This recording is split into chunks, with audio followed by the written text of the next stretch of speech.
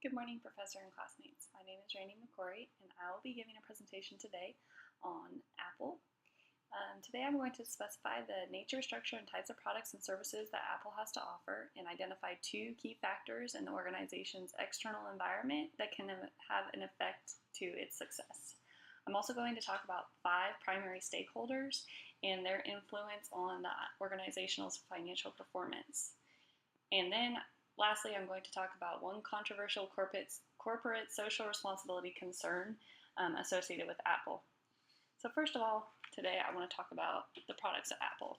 Now, this is an Apple household in my house, and we have plenty of Apple, from dinosaurs, the original iPods, to an iPod Touch, an iPhone 5S, the newest iPhone 6, an iPad, and as we speak, I'm recording this on a MacBook Pro.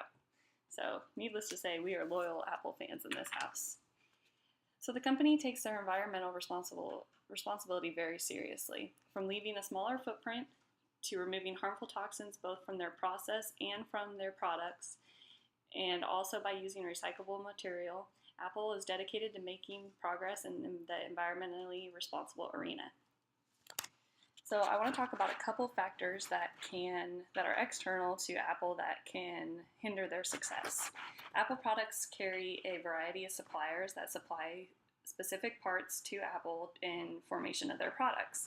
Now, if any of those suppliers decide to become less dependent on Apple and they decide to cancel their contracts, then Apple would have to find alternative suppliers to supply the products needed for them to make their products.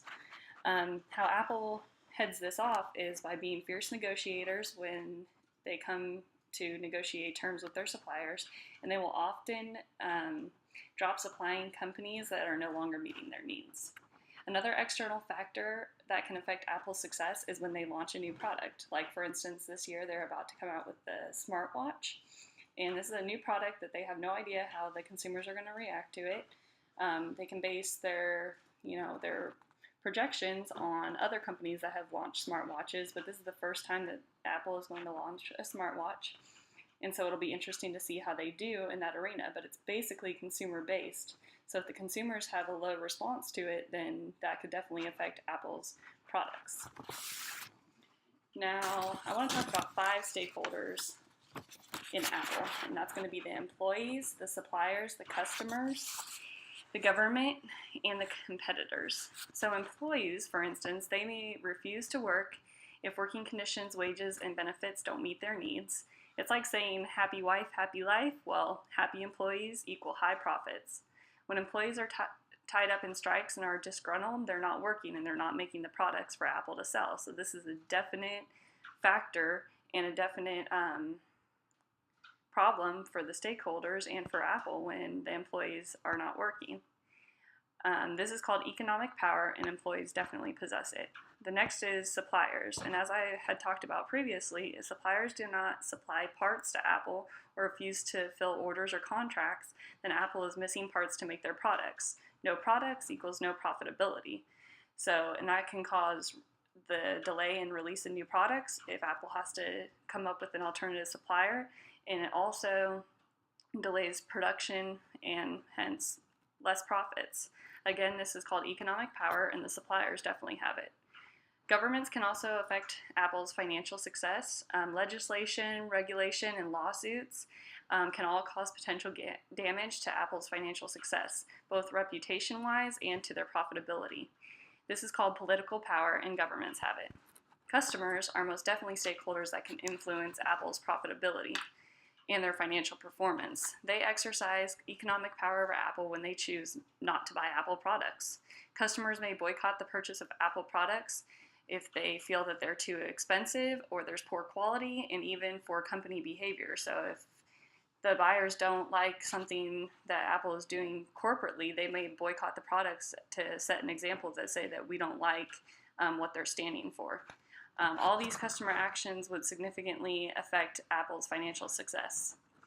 Lastly, competitors also play a role in Apple's financial success. So when competitors are producing products that are more favorable to consumers, then Apple is losing out on that business, which definitely hinders their financial success. Apple would need to adjust their products and their services accordingly to stay financially competitive with the competitors. And some customers are often turned off by Apple's prices because there are similar products made by alternative companies that have lower price. So lastly, today I'm going to talk about a controversial corporate social responsibility item that Apple faces often, and that's in regards to human rights. Now, Apple itself, it treats its employees very well, but the concern is with how Apple suppliers treat their employees. And although not directly tied to Apple itself, questions have been raised about human rights concerning suppliers of Apple products. Apple has been making strides to ensure that they do business with suppliers that are adhering to the Supplier Code of Conduct as set forth by the United Nations and the International Labor Organization. And they have also rejected suggestions from the formation of a human rights committee. They feel that because they're constantly trying to improve company practices and their goals are constantly improving human rights policies, that a committee would be redundant and unnecessary. So Apple basically is a continuously evolving company. They somehow managed to keep a loyal customer base, and I have never been in an Apple store that wasn't overflowing with people, and I never go anywhere without hearing that famous Apple ringtone from somebody's iPhone.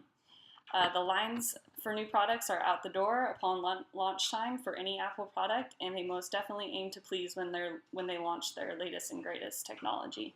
Now the question is, will I be standing in line for a new Apple Watch? Well, that depends a lot on my tax refund and the weight of the watch on my wrist. Thank you for watching my presentation. Have a great day.